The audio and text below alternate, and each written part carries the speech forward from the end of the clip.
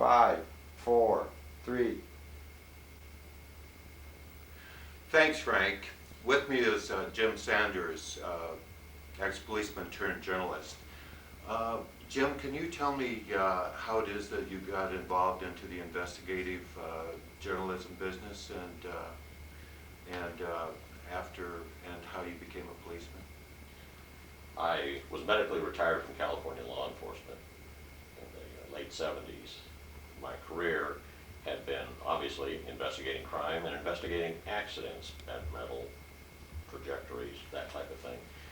And from there, after being medically retired, I eventually went into the business of using my law enforcement background to investigate criminal acts from within the government going all the way back to World War II. So I have about 16 years experience investigating the federal government. Criminal acts of the government, I mean, that's kind of an explosive term. Yes, it is, but see, people go around, they talk in terms of cover-up and conspiracy theories. I don't deal in conspiracy theories, I don't deal in cover-up, I deal in criminal acts. Because in fact, if there's a cover-up, it's a crime, it's not a conspiracy. You know, conspiracy is a crime, you know. So what did your initial investigations do? Were you writing some books? What happened? I had 4 books on the market. The first 2 books came out in '92 and '93, and they dealt with foreign policy issues related to prisoners of war from World War II through the post-Vietnam War era. And it deals with the good and the bad and the ugly of it. Criminal acts, heroic acts, from 1944 all the way through the 80s. Okay, not to get too far into that, but that's kind of old stuff. Why should we be interested in that? You should always be interested if you're a republic where the citizens are supposed to be informed and know whether their leaders from the past were honest or dishonest, so that they have a base for making value judgments on their selections in the future. If you have a dishonest history, you have a dishonest process for selecting people. And obviously we're still sending people off to war. Yes, we are still sending people off to war, and those issues, the foreign policy issues that are directly related to whether those people come home or are held hostage secretly somewhere, that's relevant today. So you were involved a number of years in this type of investigative stuff before TWA 800 came along, which is the focus of today's program. Is that correct? That's correct. Okay. Tell me how you got involved in the TWA Flight 800 investigation. How did that happen? Well, I was working on a 3rd book having to do with what we were just discussing. So for the first 2 months after Flight 800 went down, after the first 2 months after Flight 800 went down, I tried not to get involved in it, but I did follow it. I talked to other journalists who were developing sources, and what I was hearing is that major media, the New York media, the networks, New York Times, things were not being reported that should have. If you go back and read, just use the New York Times, go back to the archives, what you'll find is that after August 30th, 1996, all you read are government missives. They were actually doing a reasonable amount of investigative journalism up through August 30th. Reasonable amount. Not completely, but reasonable amount. After that date, it all became government handouts. And after a few weeks of that, it just became quite apparent to me through my sources and major media who were having their stories spiked, and from what I was personally seeing, that it was time for me to see whether or not I could develop sources on the inside, because something was obviously wrong. Have you talked to any reporters who said that their stories were spiked? Absolutely, I have. Some significant level? Yes, very significant level. Well, like CBS News. Okay. Okay, well, something had to happen for you to actually become physically involved in pursuing the TWA Flight 800. Let's establish something that we didn't do at the beginning that we probably should have. TWA Flight 800 was a Boeing 747 on its way to France. It took off from New York on July 17th, 1996. Okay, and along Long Island somewhere, it exploded in the air about 12 minutes after takeoff,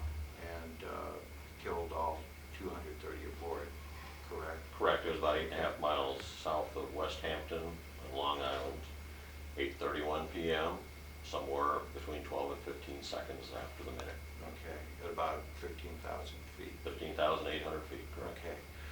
All right, so the plane crashes, as I remember you were even here in Riverside County at the night of the incident. That's correct. My wife worked for TWA. She was a supervisor of new hire training for flight attendants. And as it turns out, some of the new hires that had just gone through the school that TWA puts on to train new flight attendants in the safety procedures and all the things that flight attendants need to know,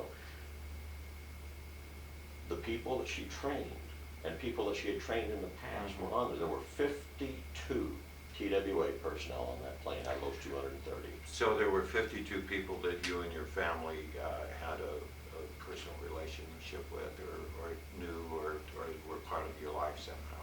Well, TWA is an amazingly tight-knit family, and virtually everyone there, as Liz went down the list as it came in, and she was able to look at virtually everyone. She knew. Okay, so let's get to when you're actually physically begin the investigation, your own investigation into the TWA Flight 800 incident. Someone come to you, someone say hello, someone pick up the phone, someone say, gee, I've got something juicy. No, absolutely not. In fact, it was the exact opposite.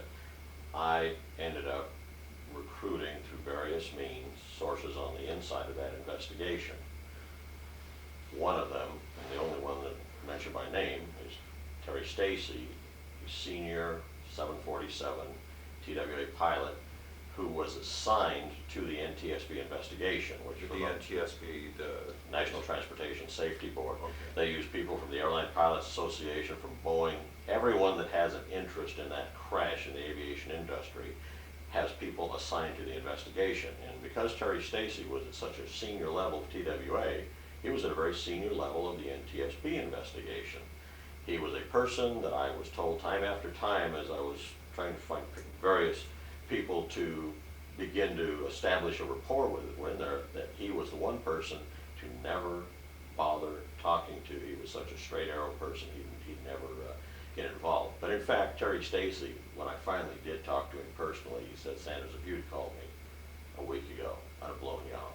He said, but I'm so disgusted with what's going on inside there. Yeah, I'll talk with you. Well, what happened within that week? And then what kind of information did you get? I mean, is it based only on his opinion that Well, initially we got together to see whether or not we would establish a rapport, and we did establish a rapport, and initially, as happens, at least with me, and almost every source that I've ever had, they first have to decide whether they trust you and believe you can do anything. Because he wasn't out trying to recruit a newspaper reporter.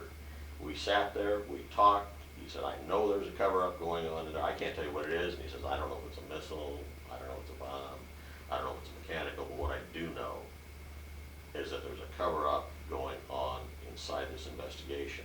And multiple sources inside the investigation have all confirmed that at the working level within the NTSB and FBI investigation, it's almost unanimous that they believe there was a cover-up going on. did he have a couple of 1, 2, or 3 things that made him believe a cover-up? I mean, because obviously you've got the Federal Bureau of Investigation, you've got the NTSB, which has got a fabulous reputation, you've got DEA, you've got cops, Well, a couple of examples.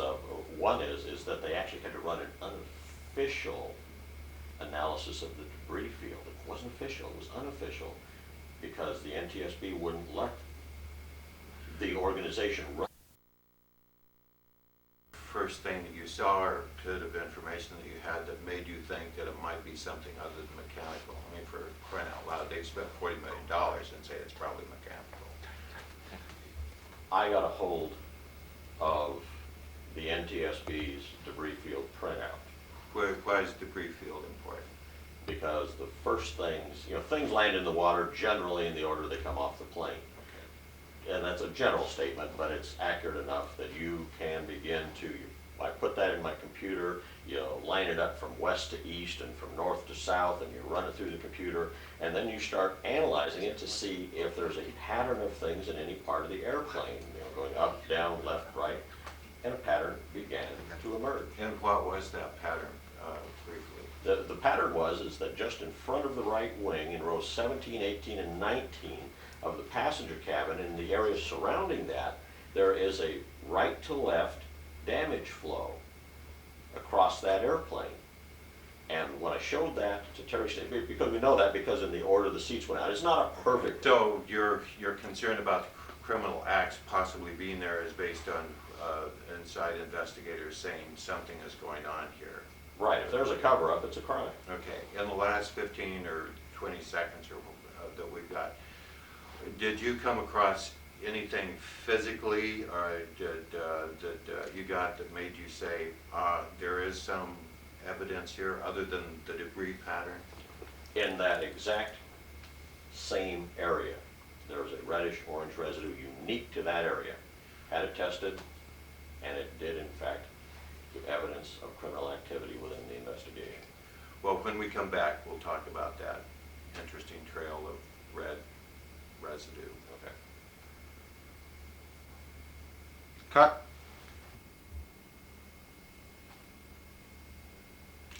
Thanks. When we left, we were talking about a mysterious red residue, as Jim Sanders was talking about how he was trying to track down physical evidence or possible physical evidence of wrongdoing with the investigation. Cut, let's start that over again. Too long. You stumbled over. Rolling. Stand by. 5, 4, 3. Thanks. When we left, we were talking to Jim Sanders about the mysterious red residue that showed up on some of the debris of Flight 800 TWA's plane that crashed, killing all 230 people aboard. Jim, what is this red residue and why is it important? Well, it's forensic evidence, one. It's not somebody whispering in your ear. It's even better than documents. Because the forensic evidence, as I found out over the months in 1997, was one, consistent with the residue you would expect to find from burned solid fuel from a missile. But also, didn't know this until mid-1997, had a recently retired scientist from the warhead industry look at the elements and the percentages and said that because of the 18% magnesium and 12% calcium and those types of things, to Sanders, what you actually have here is a current generation incendiary warhead on top of a solid fuel missile that will produce an intense localized burning in order to bring that plane down. And in fact, we did in that trail, that intense localized trail of the reddish-orange residue, they all start at the same place and go off their various separate ways. Wow, where was the red residue found? Was it found throughout the planes? Where was it? Very localized area, right there where the right wing meets the fuselage and going from right to left on through the plane on rows 17, 18, and 19, the tops and the backs of the seats.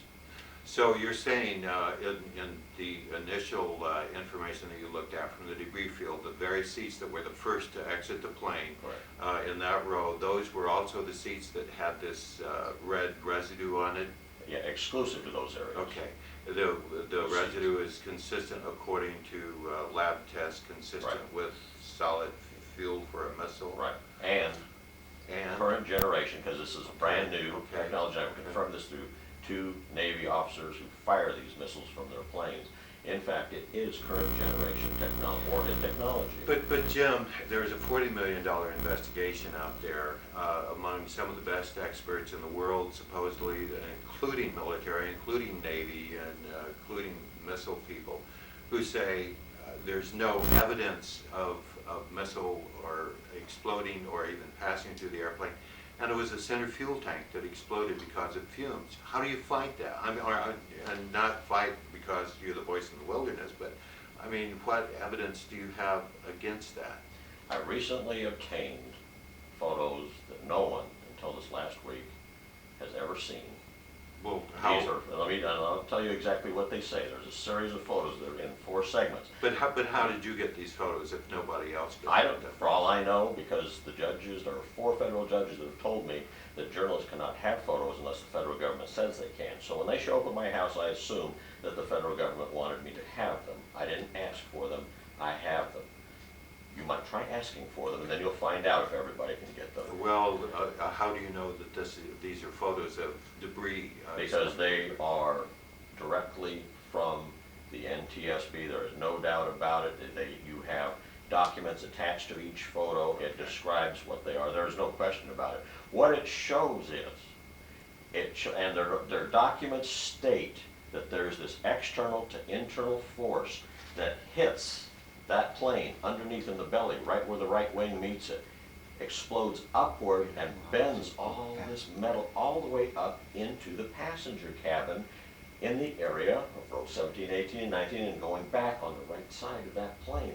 Well, couldn't this, obviously the fuel tank, for those who don't know, the center fuel tank sits between like about rows 17 and 20. Yeah, it actually starts about row 20, it goes back. Okay, it goes back and it's under, well, it's the center of the airplane, basically the people are sitting on top of. Why wouldn't, if it exploded, wouldn't that have sent? Well, it had to jump out of the plane and come underneath, because what you see is the underside of the bottom of the plane being blown into the center wing tank, and then from there all the way up into the passenger cabin. Well, why haven't we seen these pictures? I mean, why hasn't the general public seen the pictures?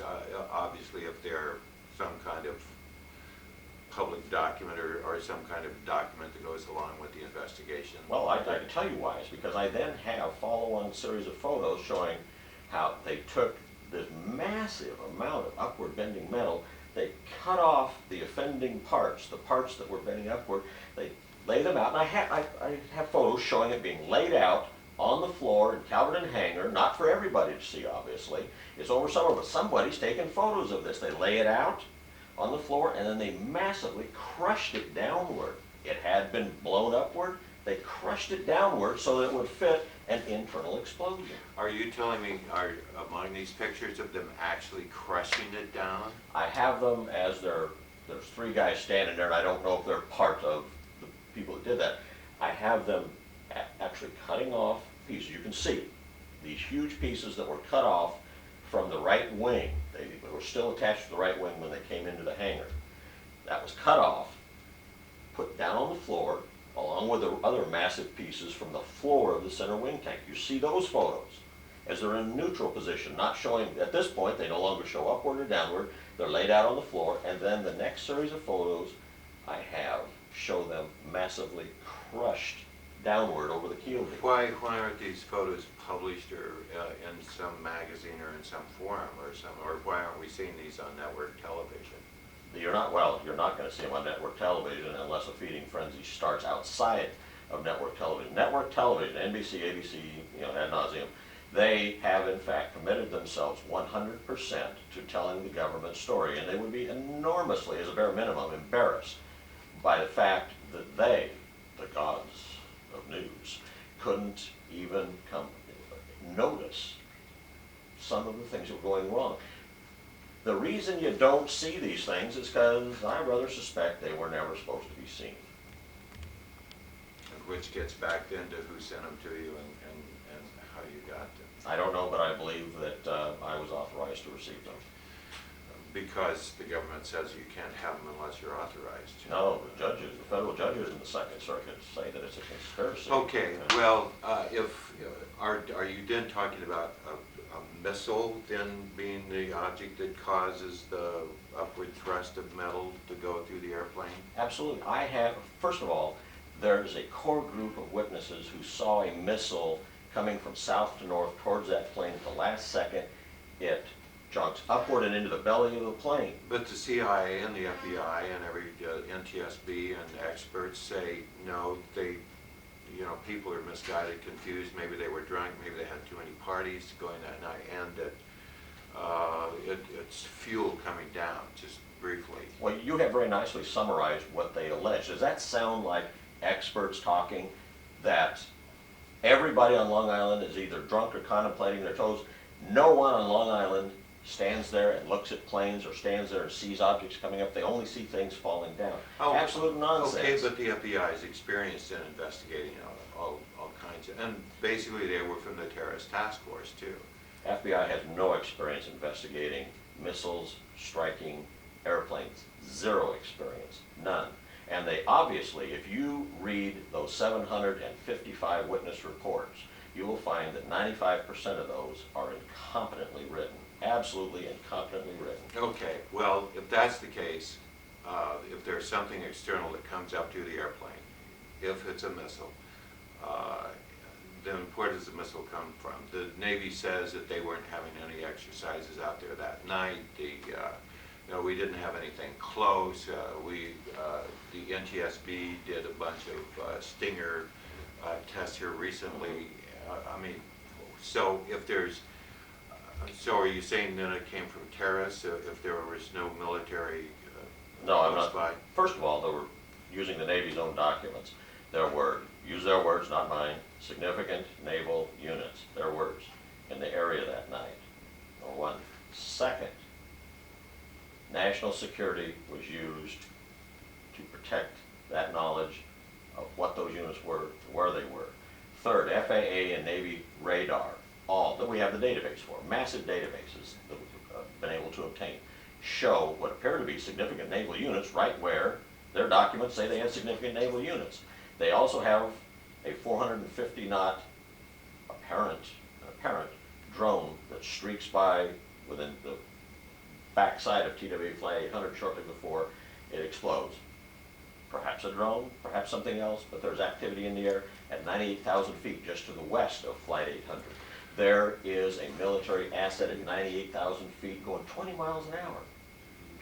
At 98,000 feet going 20 miles an hour? Yes. Okay, well, so what, that can't be a satellite because they even go faster than that. And they're not at 98,000 feet. No. It can't be an SR-71. I got this from a retired colonel who said it is, Okay. without any doubt, from the Lockheed Okay, Air for Force. somebody else who might want to be an investigator or someone who might, congressman or something like that, say, okay, Sanders, put up or shut up. Show me the documents. Have you got the material that you can show them? I have a vast amount of material I can show them in an organized form that takes the four elements.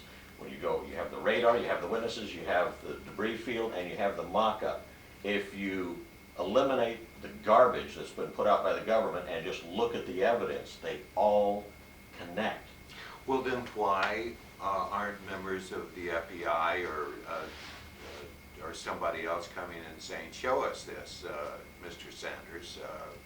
If you can prove that it was something other than what all of these experts say, show us. If somebody, Did they ever come to you and say, well, they come and give me stuff, and they come and give me direction, but only as long as they aren't personally on the line.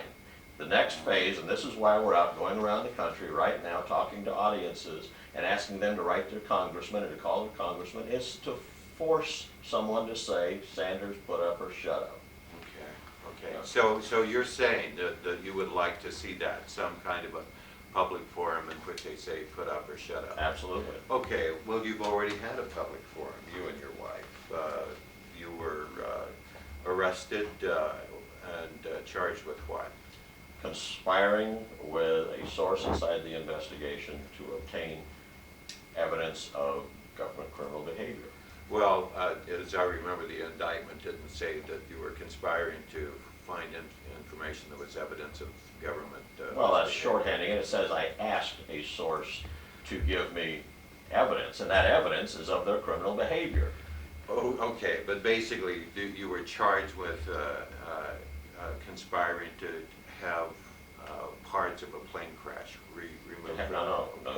Okay. First of all, I didn't ask, but, and on the stand, Okay. the source Tell me. said I didn't ask, but I made it clear I would receive it and have it tested. It was residue, it wasn't part of any plane, it was just residue. Oh, is this red residue? The red residue, right, Okay, exactly. all right. Okay, so But anyway, you've had your public forum. No, I haven't had my public forum. Well, I mean, weren't you in federal court? Weren't you and your wife in federal court? The judge ruled that we could not use the First Amendment to defend ourselves. The First Amendment was to be eliminated from that courtroom.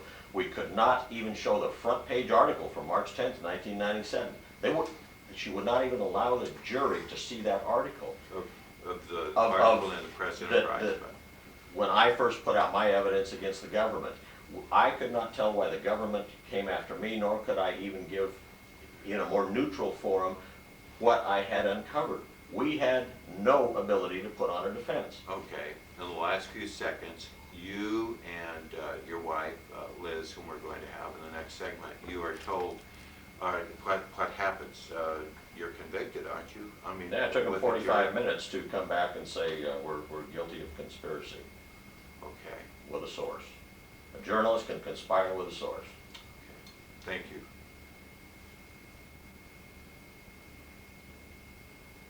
Okay, cut. Full second, it could be more, Wait, rather okay. more than less. Okay.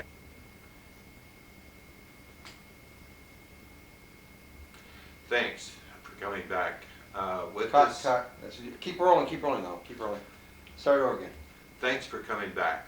With us this segment, we have Liz Sanders, ex-TWA flight attendant and trainer. Can we start all over again? Sure, keep rolling. Hold it, cut. We need to, don't, keep the cameras rolling. We need to do time. Yeah, Okay, we're gonna start over again? yeah. Okay, ready? 5, 4, 3. Thanks for joining us again. With us this segment, we have Liz Sanders, wife of Jim Sanders and an ex-TWA flight attendant and trainer for Trans World Airlines. Hi, Liz. Hi, Dave. Thanks for joining us. Give us a little bit about your background, what you were doing before TWA and then why you did what TWA. That's a lot. I started working when I was 16 years old, and I've done everything from secretary, medical transcriptionist, dance studio manager, and I was actually a professional Polynesian dancer also. And before you became a flight attendant, or? Yes. And when you joined with TWA, at the time of TWA Flight 800, what were you doing? At that time, I was in St. Louis at the training center, and I was the supervisor of in-flight training. Okay, and what does that entail? In-flight training is different. Actually, my job is I was a flight attendant based in New York City, and I flew out of JFK. I've been on Flight 800 many times. Oh, so you were on this particular flight back and forth to? Oh, sure. Europe, Yeah, that's okay. a flight that goes out Okay. daily. Well, at some point also, didn't you also teach some safety training also? Yes, yes. I taught in New York at the training center, and I was a safety instructor. We taught emergency procedures to flight attendants, 747 pilots, 727 pilots in that building. Also, including the cockpit crew. Just Okay. for, nothing in the cockpit, but just general procedures for them. How to handle passengers and Yes, what was going on. right. Okay. Okay, based on your experience, based on your having flown that route many times before, what was happening on board Flight 800 just before the explosion and maybe at the time of the incident? Well, at the altitude Flight 800 was at the time, I can tell you that the seatbelt sign had just been turned off, so the flight attendants were probably out of their seats, out of their jump seats, in the galleys, preparing for the food service. Okay, were the passengers, did they still have their seatbelts on? No? They may Okay. not have. Okay, all right. Some could have been up, changed, since the airplane was half full. Some Mhm. passengers may have been in the aisles or changing seats.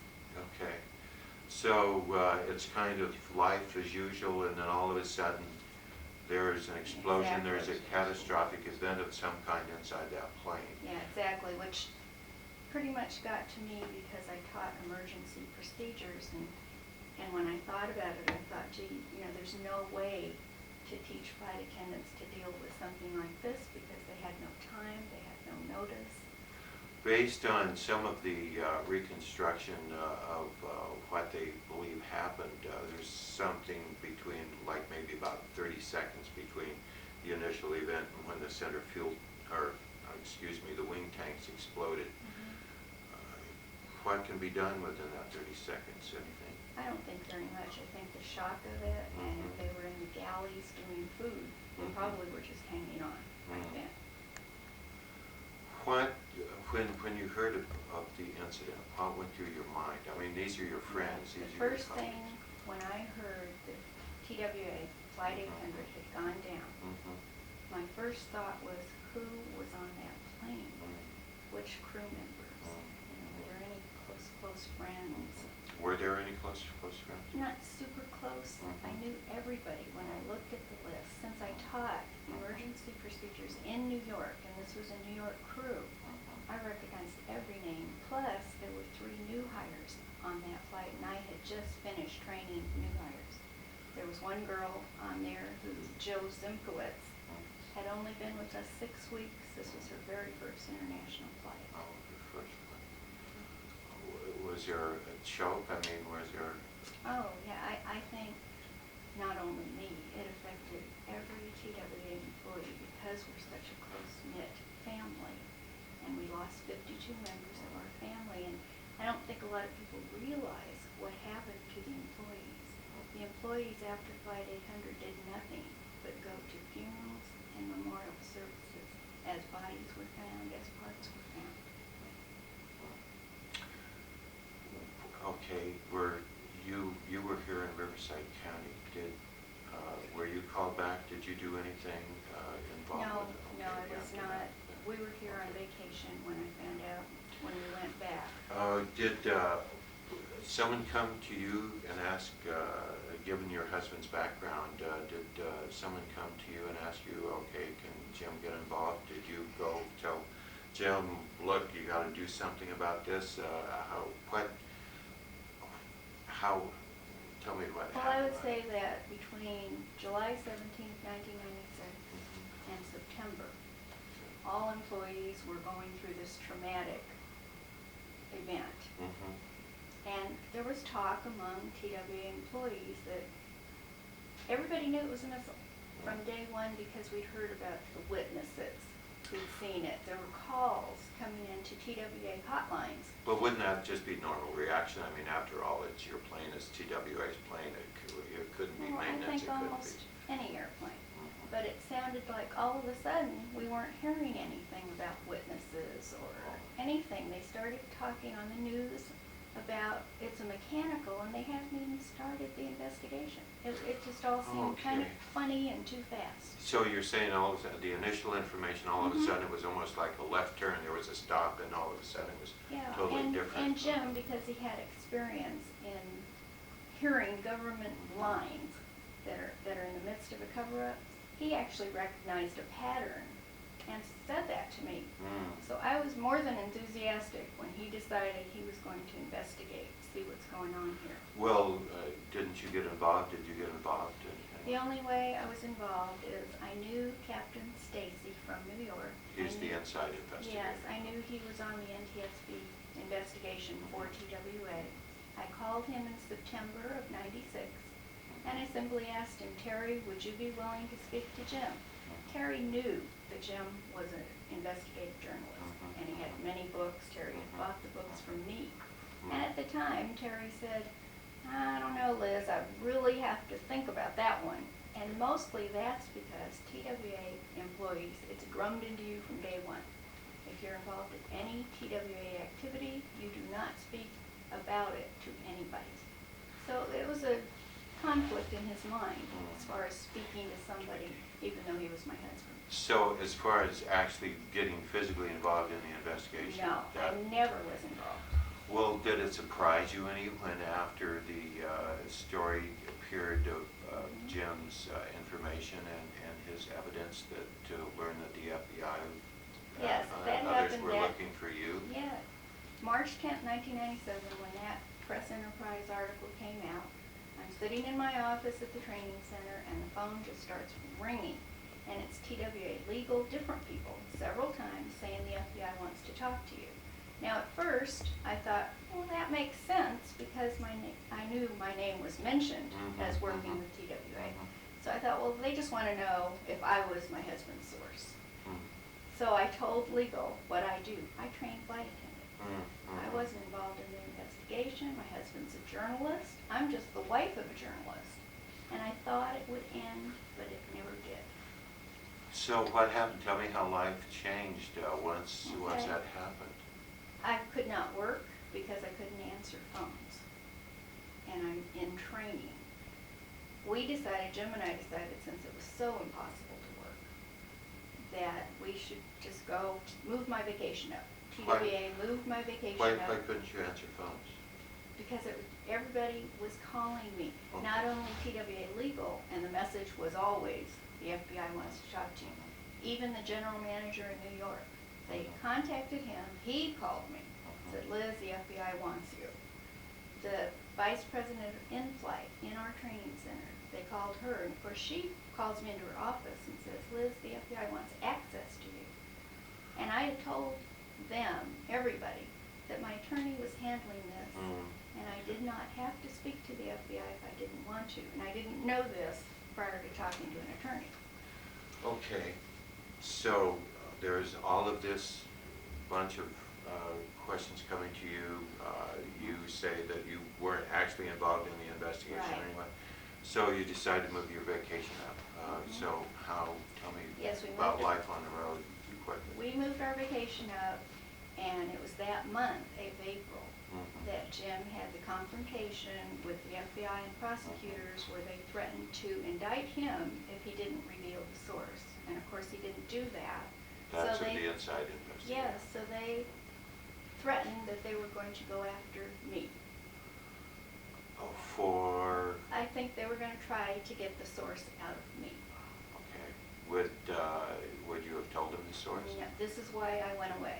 We decided, and I really thought it would just be a month-to-month thing, Okay. that they would sort it out, figure out that I was just the wife of a journalist, Oh. and that he was doing his job.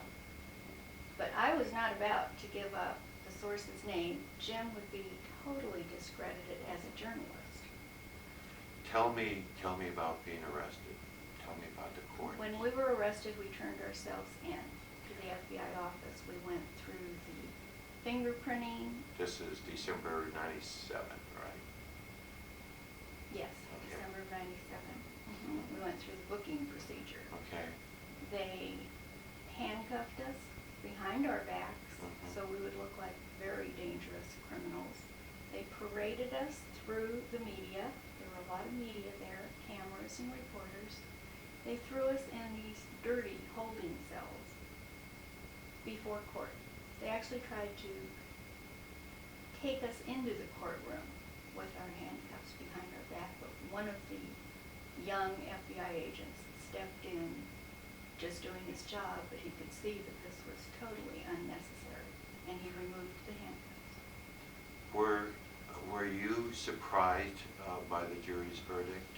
I was shocked by the jury's verdict, Why? as were other people, because during the court trial, we actually proved that I did not coerce Terry Stacy into removing anything, which is what the prosecutor was saying.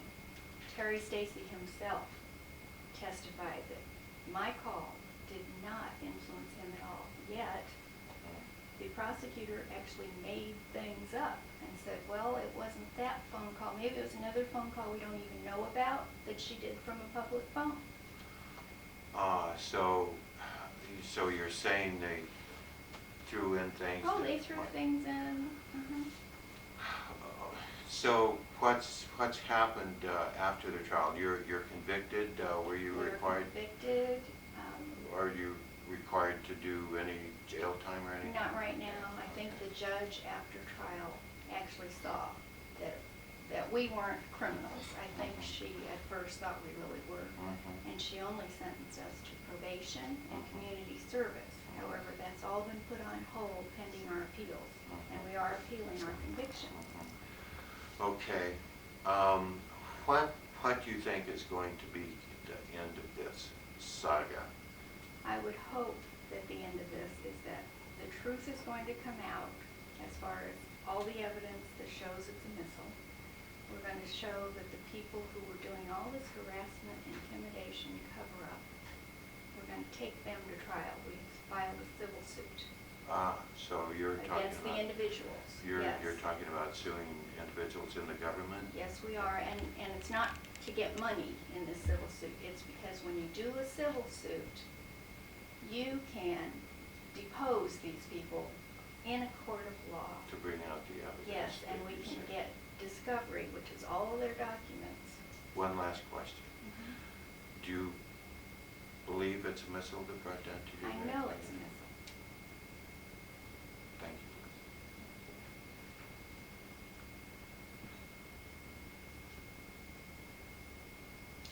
Okay, cut. 5, 4, 3.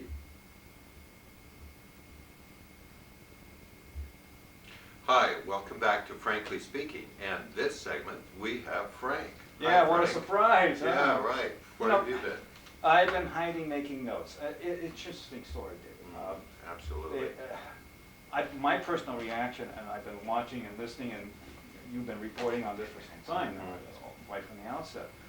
And I cannot tell you that this is one of these things where I can't understand what it's all about. It's one of these things where, what are we, why all this paranoia? What is it? I mean, if it's just a straightforward accident, why? Well, if Jim's analysis of the evidence is correct, and quite honestly, there's more than Jim out there Right. who believe that something external, and they believe that thing was a missile, came up through the plane and knocked the nose off and caused it to start exploding and fall apart. If that's correct, then the question is, who did it?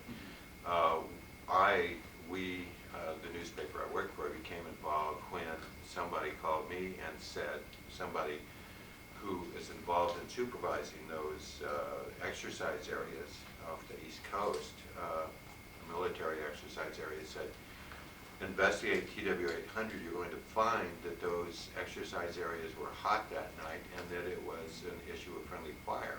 I had no idea what an exercise area was, but we did our investigating and we're told no, none was active that night. Let me stop you right there. Yeah. Because right after this incident, I remember this, within a few hours, the Navy did issue a statement that had been retracted sometime later that they were hot off that area. Well, see, part of the analysis and part of the official information, actually from the Navy itself, or sure, from the Navy, is that several ships that were important, there are 4 different positions, and sometimes 80 miles apart, 80 land miles and so many nautical miles apart at the time. And there were ships, submarines. There's what they call a 30-knot track right under TW-800 at the time that it went down, that still to this day hasn't been explained. And I've asked the NTSB on the phone, I don't know how many times, aren't you interested, or do you know yet what that 30-knot track? And 30 knots is important because that's quite fast, and for a large ship, it can only be a military type ship. So anyway, a military type ship, big enough to get a radar hit off of, is there, and what's it's doing, and the NTSB says, no, we're not interested because the FBI has investigated, and they said that there was nothing out there. But I asked the FBI, what's out there? What's out there? And they say, we don't know. They have said publicly, and we've reported, and I think it might even be in one of Jim's book, that they have no idea. And say they don't know, but they're not interested in finding out. That's the next question. Why not find out? Absolutely. I don't know why not. Is there something so secret? Our plane, let's go the other way, the NTSB. If what they say is true, that it was some errant spark that somehow got past all of the redundant programs they've got built in to make sure a spark doesn't get into those fuel tanks. But if somehow that all happened, then why aren't all of the aircraft flying around the world grounded? Because each and every airplane is essentially built about the same way that the 747 was. Have any of the aircraft been grounded, looked at? They've been looked at, they've looked at the wiring, they're talking about putting inert gas and things like that in the center fuel tank, but that still does not address the information that Jim has found. It doesn't address the information, oh, the red residue, for instance. I'm really not trying to make Jim's case. He did his investigation, we did our investigation. But the red residue, that the FBI said, yes, there's a trail of red residue through there. And then they said, okay, no, there isn't. And then they said, okay, it's a particular type of adhesive. I've got a gallon of that adhesive at work. It's green. It's green adhesive. It's not red. I had a lab person go and test the green adhesive, and when you burn it, it comes out a brown. It doesn't. There's nothing to do with red. When you go through this, and yeah, I know you spent a lot of time on this case. It's interesting, and have you talked to other people in the news media? And if so, what's the? You know what? That's an exasperating point. There have been some people in the news media who have done a good, honest investigation. One of them, an Emmy Award-winning producer for CBS, got actually let go over this whole thing, fired. I've seen a few other reporters, mostly for smaller publications.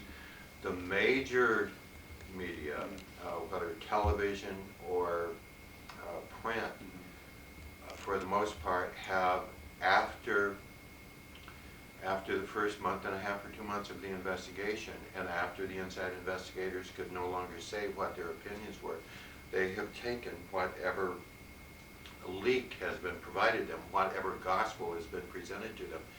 And I think that Jim is correct, excuse me, to a certain extent, that once, especially the major media, especially an anchor, that says, okay, I'm going to believe the FBI or the NTSB or whomever like this. Once they get that mindset, then you just have to come up with overpowering evidence for them to go back, because they're going to have to say, we were wrong, or we trusted the wrong people. And unfortunately, journalism today is practiced, as it's practiced, is so much, who can I get to tell me? It's not done by independent investigation. That's the whole thing here. Because when I look at this as well, I wonder, where are all the big people in this thing? So much money involved, so much prestige on the line, and you know as well as I do that not just television, but print media, there's an enormous budget out there. You can hire an army of people to go out and do this, and they can muscle people around. And again, is there not, I guess the real essence of what I'm trying to get to is, isn't there any curiosity or any feeling from the other people about this or at all? Say, yeah, this looks inconsistent, this looks inconsistent. How many people actually died in this crash? All of them. 230, right. Wouldn't you think someone would say, hey, you know what, this is an awful lot of people? Well, you know, it's really interesting, and there's a reporter, Kelly O'Meara, who used to be a congressional investigator, and lost her job essentially because of her investigation of TW-800 that was finding information conflicting to what the official government standard was. And she now is working for the Washington Times, and a magazine that the Washington Times puts out. And she went to Europe, and they talked to some families in France, and an investigator who was working for the French families, and they were leaning toward mechanical. The investigator looks at the information and the documentation, and he comes back totally, and he said, no. He says, the investigator says, it appears to have been a missile. It appears to have been something that came down. I think that the curiosity is there, but unfortunately, people want a quick fix. They want a quick answer. They don't want to spend the 3.5 years pursuing the story. And I think many people think, I'm not ever going to be able to find out. Well, we would never be able to find out anything. We wouldn't be able to find out how to get You've to got the to moon. ask. Yeah, You've got to right. ask. What about, and we look at this thing from the government point of view, what about politicians? They seem to be, going up and down on this thing as the wind blows, and this thing, and then the next thing, and then there's a congressional hearing committee and all of this stuff, and at the end of it, you have no answer. Well, one of the, true, among the hypotheses and theories are that there was a major training exercise going on that night. Along that coast are some of the most sensitive and highly classified Exactly. research operations going on, not only by the military, but by defense contractors. There are everything from laser beams to things that actually literally make the air explode. And there are missiles. And if you want to, the world right now is caught up in should the United States put together another anti-missile Yeah, missile system. And in the last minute is that Russia is going nuts and China is and everyone else like that. So we know that we're actively looking for anti-missile missiles, and that's one of the thoughts that night, because there were exercises at least scheduled, that we're looking into anti-missile exercises too. And that's another altogether. I mean, and is there any politician in Congress, Senate, any?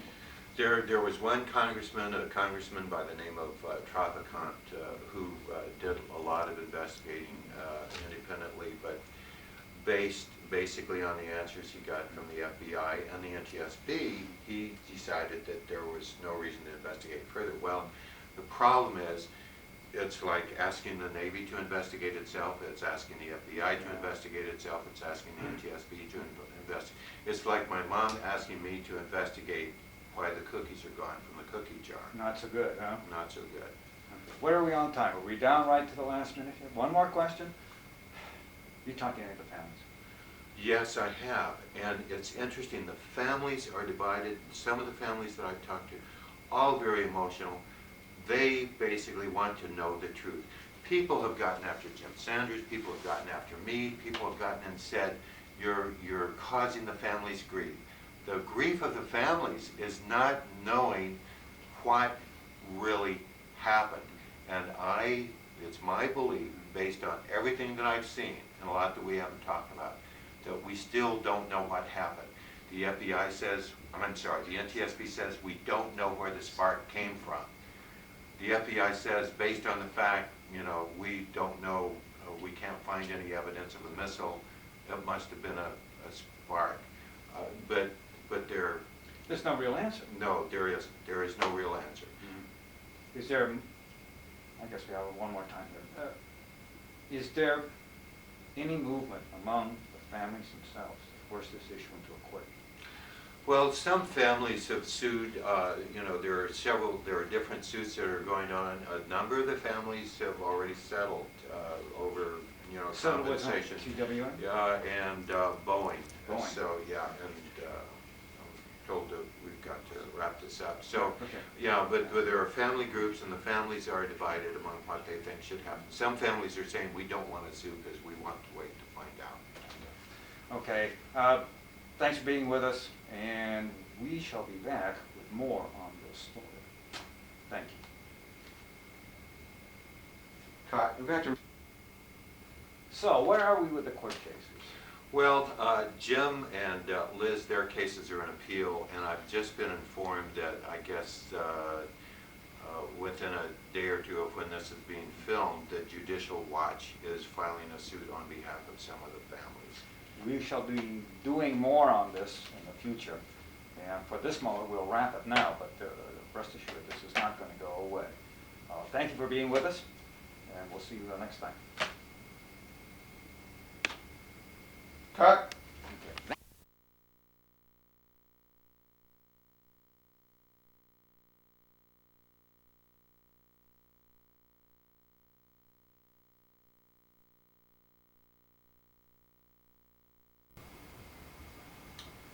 Welcome back to Frankly Speaking.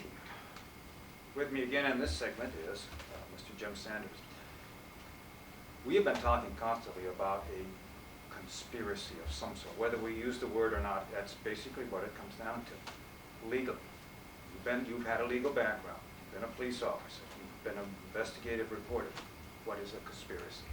A conspiracy is when two or more individuals get together to commit a criminal act. In this case, it's everything from obstruction of justice to misuse of a grand jury. I mean, it just goes on and on. Why do you think this is a conspiracy? I know this is a very big question. in a condensed form. Why? Right, I mean, that's a huge question that'll fill a book.